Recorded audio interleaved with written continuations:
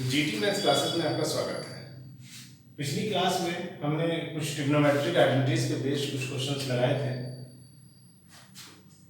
उसके बाद हम आज जो बताने जा रहे हैं उसमें क्या है, कुछ ऐसे क्वेश्चंस होते हैं जो स्पेसिफिक फॉर्म में आ जाते हैं। जैसे कि कुछ फार्मूले दे रखे हैं, इस पैटर्न पे अगर कोई क्वेश्चन आ जाता है तो हमें डायरेक्ट इन फार्मूलाज का यूज करके क्वेश्चन को लगा देना है। आप चाहेंगे तो इन फार्मूलाज के डेरिवेशन भी हम आपको बता देंगे।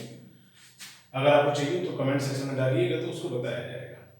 चलिए आज हाँ, कल ये क्वेश्चन रह गया था, कल हमको जल्दी थी, कहीं निकलना था हमें, तो वो शायद क्वेश्चन था cube, I think sine cube 2x + 1 और -1 कुछ ऐसे ही था। खैर मेन जो चीज है वो क्यूब को लेके, जो कि हम समझा देते हैं इसमें।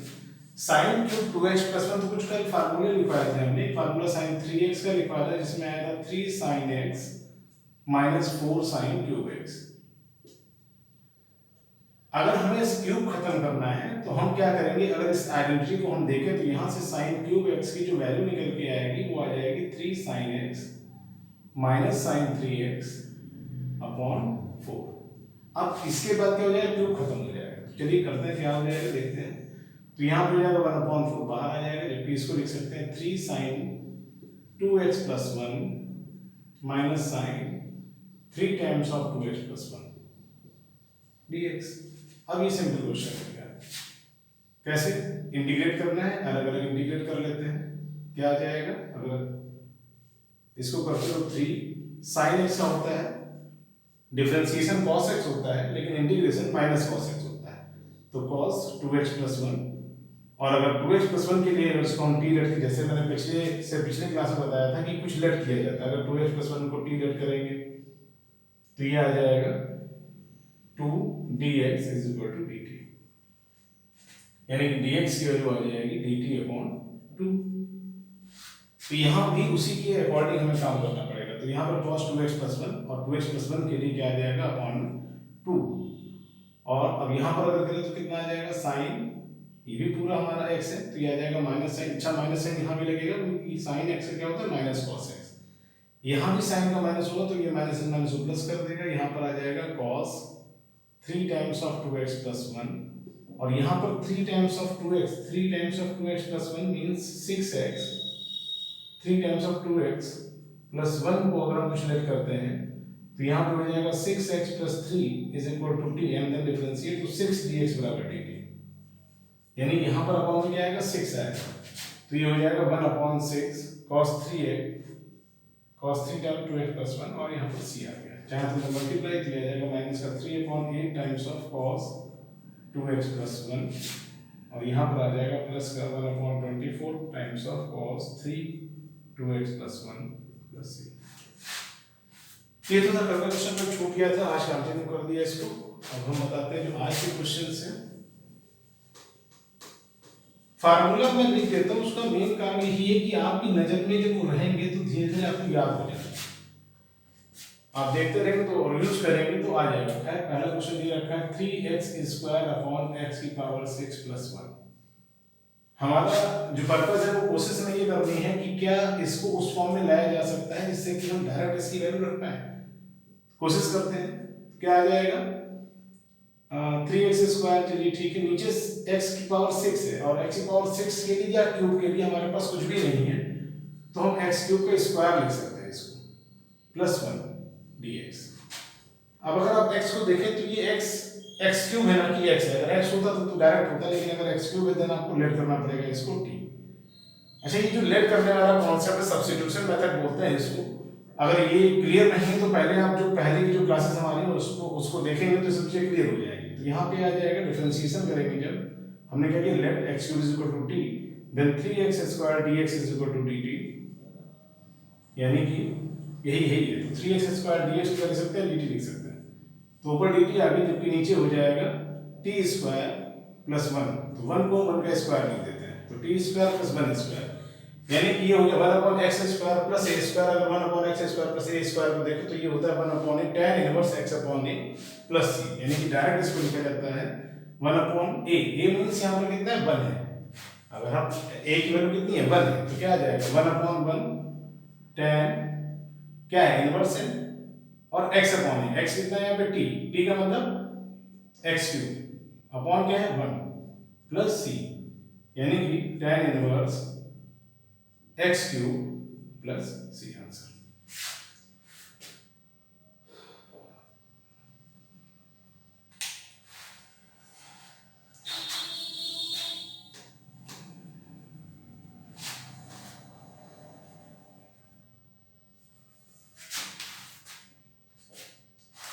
सेकंड वन क्या है इसमें, therefore 1 upon 2 minus x की पावर 6 प्लस 1। अब यहाँ भी अगर आप देखें तो यहाँ भी एक्स स्क्वायर प्लस ए स्क्वायर बन रहा है, बट यहाँ पर पावर 6 है, तो इसको लिख सकते हैं 2 माइनस एक्स की पावर 3 की पावर 2, जबकि यहाँ पर लिख सकते हैं 1 का स्क्वायर। अब फिर से यहाँ पर क्या हो जाएगा एक्स स्क्वायर प्लस ए स्क्वायर। तो पहले तो हम यहाँ पर 2 माइनस एक्स के क्यूब को हम यहाँ पर t मान लेते हैं, तो क्या आ जाएगा 3 टाइम्स ऑफ 2 माइनस एक्स का होल स्क्वायर, और 2 माइनस एक्स क्या आ जाएगा x आ जाएगा, 2 माइनस एक्स से क्या आ जाएगा डिफरेंशिएशन आ जाएगा माइनस का 1। क्या अब हम अगर इसको देखें जो मैंने काम किया उसके हिसाब से यहाँ पर क्या आना चाहिए, यहाँ पर t आना चाहिए, टी स्क्वायर प्लस 1 हो जाएगा। लेकिन अगर ऊपर देखा जाए अच्छा ये पावर 2 थी, तो फिर इतना कॉम्प्लेक्स, तो फिर ज्यादा बेहतर है कि हम 6 से ना समझें, क्योंकि 6 वाला चाहेंगे तो हम इसको भी बता देंगे, लेकिन अभी जो क्वेश्चन हमारा है वो 2 के लिए, 2 के लिए समझा देते हैं, क्योंकि अगर जिसमें ज्यादा काम है वो बताने का, जिन बच्चों ने पिछली क्लास नहीं देखी उनके लिए कंफ्यूजन क्रिएट होगा, बता दिया जाएगा अगर आप चाहेंगे तो। यहाँ पर अब क्या करना है 2 माइनस एक्स का स्क्वायर, तो मैंने क्या किया 2 माइनस एक्स को t मानेंगे तो क्या आ जाएगा 2 का डिफरेंस 0 हो जाएगा, क्योंकि यहाँ पर आ जाएगा माइनस का dx is equal to dt, यानी dx की वैल्यू हो जाएगी माइनस dt। तो यहाँ आ जाएगा minus dt upon T square plus 1, 1 means 1 square, तो माइनस साइन बाहर आ गई, हो गया टी स्क्वायर प्लस 1 स्क्वायर। मैंने क्या बताया x upon a, sorry 1 upon a, 1 upon a means 1 upon 1, और tan inverse x upon a, x means t, t की वैल्यू कितनी है 2 माइनस x है, अपॉन कितना है 1 है, और प्लस c है, प्लस c है, क्या आ जाएगा ये आ जाएगा tan inverse 2 minus x plus c. ये था क्वेश्चन नंबर 2।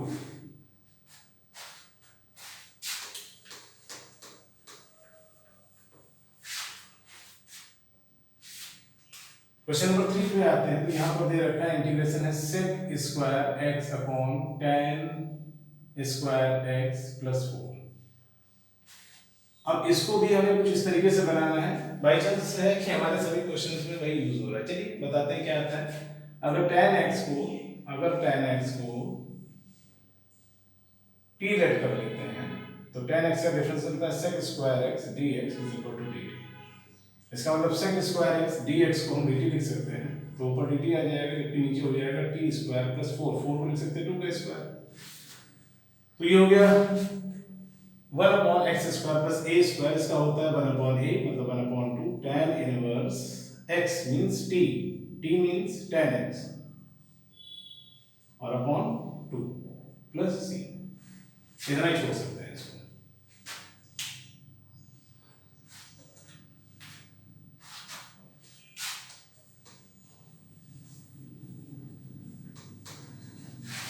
सब्स्टिट्यूशन देखिए करने के बाद क्वेश्चन कुछ बचता ही नहीं करने के लिए। अगर सब्स्टिट्यूशन नहीं करेंगे तो क्वेश्चन में दिखेगा नहीं कि क्या करें, बट अगर सब्स्टिट्यूशन के बाद क्वेश्चन लगता है कि बचा नहीं उसमें। अब यहाँ पर अगर देखा जाए तो क्या दिख रहा है, देखिए यहाँ पर जो चीजें दिख रही है कहीं भी हमको फार्मूले में नहीं दिख रही है, यानी कि हमें क्या करना पड़ेगा, इसको परफेक्ट स्क्वायर बनाना पड़ेगा, यानी कि होल स्क्वायर टाइप में बनाने की कोशिश करनी है। कैसे होगा समझते हैं। यहाँ पे लिखा है 9x square plus 6x plus 5, completing the square method in class 10th का टॉपिक है क्वाड्रेटिक में। तो यहाँ पर क्या करना है, अगर आप किसी को परफेक्ट स्क्वायर बनाना चाहते हैं तो इसको लिखे तो 3x का होल स्क्वायर लिख सकते हैं। इसको अगर 2ab के टर्म में लिखे तो 2a की जगह पर 3x है, तो 2 3 6x पूरा हो गया, यानी साथ में इसके क्या है 1 है। तो अब ये बताइए ये a स्क्वायर हो गया, ये 2ab हो गया, तो b यहाँ पर कितना है 1, तो 1 का स्क्वायर इसमें अगर और होता तो ये हो जाता a square plus 2ab plus b square, जिसको हम लिख सकते हैं a प्लस b का होल स्क्वायर। अच्छा हमने 1 स्क्वायर लिखा तो 1 का स्क्वायर तो 1 होगा, है कितना 5, तो +4 हमको और लिखना पड़ेगा। इसका मतलब अगर इसको हम देखें तो ये बन गया 3x + 1 का होल स्क्वायर और 4, इसको चाहे तो हम 2 का स्क्वायर लिख दें। अब इसी वैल्यू को रिप्लेस करें तो क्या बन जाएगा, ये बन जाएगा 3x + 1 होल स्क्वायर + 2 स्क्वायर, और यहाँ क्या हो गया dx हो गया। अब अगर हम लेट कर लेते हैं 3x + 1 को अगर t मान लिया जाए तो ये आ जाएगा 3dx = dt, यानी कि dx की वैल्यू आ जाएगी 1/3 dt। तो क्या बनेगा 1/3, यहाँ dt आ गया, जबकि नीचे हो जाएगा t² + 2 स्क्वायर, और इसको लिखे तो क्या आ जाएगा 1/8 1/2 tan inverse t/2, t means 3x + 1 और अपॉन 2 प्लस c, चाहे तो इस तरीके की मल्टीप्लाई दिया जाएगा 1/6 tan inverse 3x + 1 upon 2 plus c। ये था क्वेश्चन नंबर 4। इसके बाद बात करते हैं क्वेश्चन नंबर 5 की।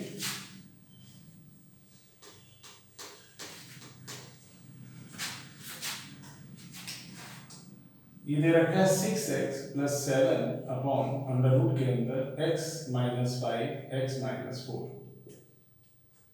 अब देखिए वहां पर इक्वेशन दी थी, यहाँ पर इक्वेशन के फैक्टर दे रखे, तो पहले तो इसको इक्वेशन में कन्वर्ट करते हैं, यानी कि मल्टीप्लाई कराते हैं। ये आ जाएगा x² माइनस का 9x और प्लस का 20। अब क्या किया जाए, अब अगर हम इसको होल स्क्वायर बनाते हैं, जैसा पीछे बताया था कि अगर x² माइनस 9x + 20 दिया है तो ये तो x² ठीक है, यहाँ पर 2ab, a का मतलब x है और b कितना है, क्योंकि यहाँ पे 9 है यहाँ पे 2 है, तो यहाँ पे 9/2 लिखना चाहिए, यानी a² - 2ab, तो b² होना चाहिए यहाँ पर, तभी तो होल स्क्वायर बनेगा। भाई यहाँ पर क्या किया हमने, a² + 2ab + b²,